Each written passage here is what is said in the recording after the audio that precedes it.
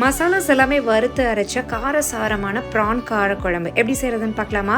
இது செய்ய ஃபஸ்ட்டு ஒரு மசாலா ரெடி பண்ணிடலாம். ஒரு பேனில் கொஞ்சோண்டு எண்ணெய், ட்ரை தனியா, ஜீரகம், பெப்பர், வெந்தயம், 4 காஷ்மீரி வத்தல் சேர்த்து நல்லா வதங்கினதுக்கப்புறம் அரைக்கப்பளவுக்கு துருவின தேங்காய், கொஞ்சோண்டு மஞ்சள் தூள், ரெட் சில்லி பவுடர், குழம்பு பொடி சேர்த்து ஒரு 2 நிமிஷம் வதக்கி ஆற வச்சு மிக்ஸி ஜாரில் சேர்த்துடலாம். கொஞ்சோண்டு புளி தண்ணி, உப்பு சேர்த்து நைஸாக அரைச்சி எடுத்துடலாம்.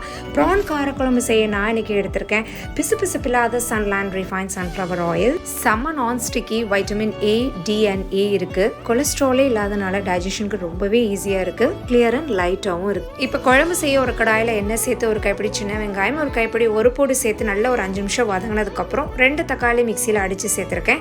தக்காளி நல்லா வதங்கினதுக்கு அப்புறம் நம்ம வறுத்தரிச்சிருக்க மசாலா பேஸ்ட்னு ஒரு கப் தண்ணி சேர்த்து குழம்பு நல்லா கொதிச்சு வந்ததுக்கு அப்புறம் நான் 1 கிலோ இறால் வாஷ் பண்ணி இதோட சேர்த்திருக்கேன்.